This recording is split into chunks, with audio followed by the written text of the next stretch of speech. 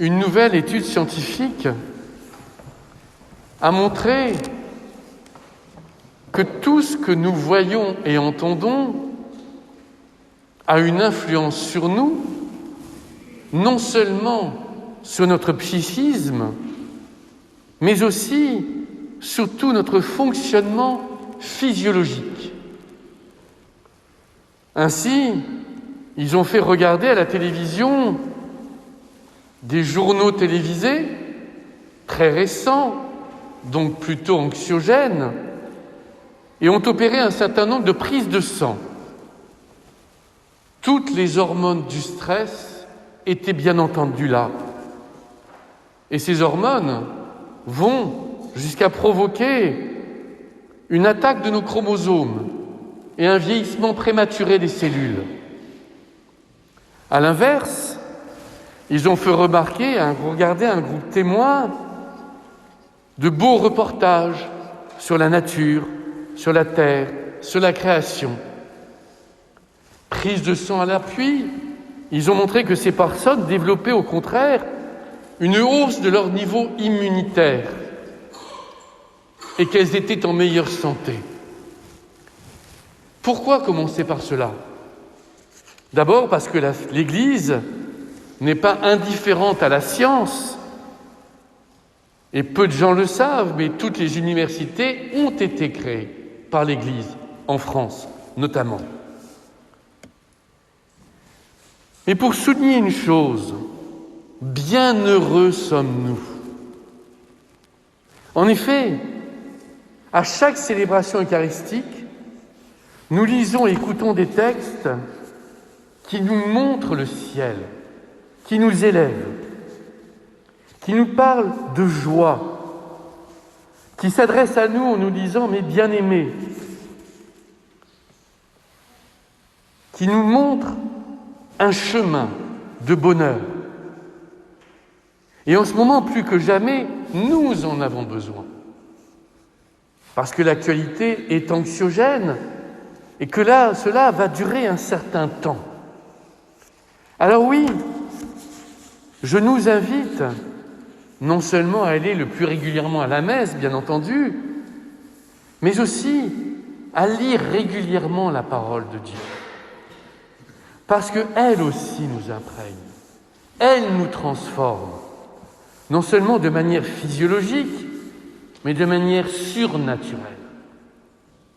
De même, et nous savons, communier au corps du Christ nous transforme en profondeur. Alors oui, aujourd'hui, nous avons de la chance, parce qu'après cette semaine si lourde au niveau international, eh bien, nous fêtons deux choses importantes. Le baptême du Christ. Et après vous avoir dit à Noël, devenons l'incarnation de l'incarnation, et à l'Épiphanie, devenons la manifestation de la manifestation, j'ai envie de nous dire, soyons des baptisés à l'image du baptisé, avec un grand B, le Christ, aujourd'hui, dont nous célébrons le baptême. En acceptant d'être baptisé par Jean, lui le Fils de Dieu, ce que Jean a du mal à comprendre, il nous ouvre la voie. Le baptême nous transforme à vie. Et la question n'est pas de devenir quelqu'un d'autre, mais de devenir ce que nous sommes profondément, des baptisés, de vivre au quotidien dans le monde comme des baptisés.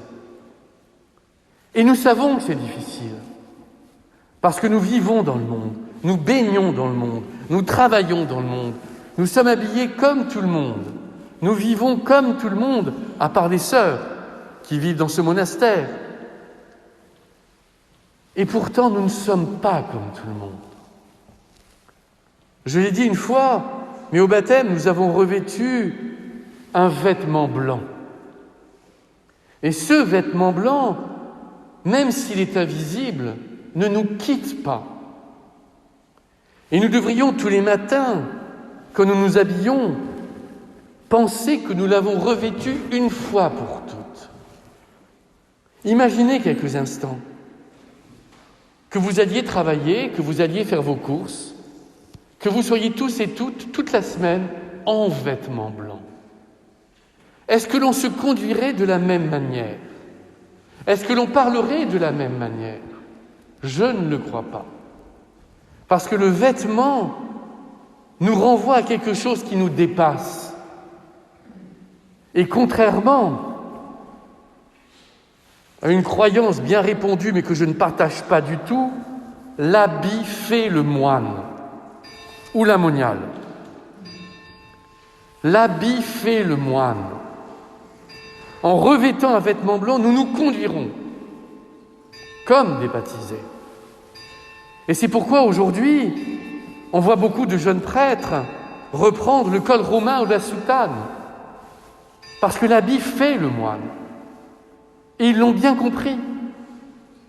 En effet, si je m'habille comme tout le monde dans la rue, ne me reconnaîtront en tant que prêtre que ceux qui me connaissent, autant dire peu de monde.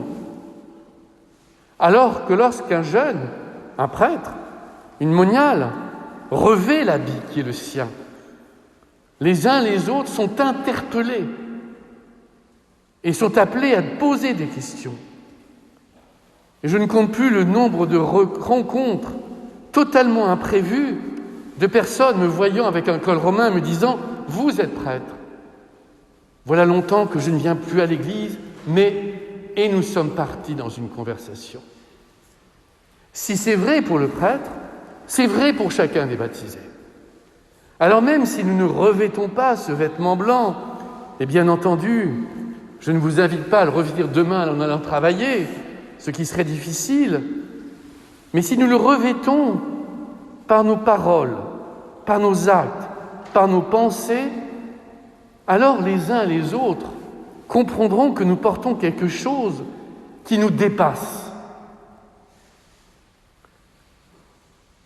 Le pape Paul VI, le pape Jean-Paul II, le pape François ont tous parlé d'un fossé entre la société et l'Église.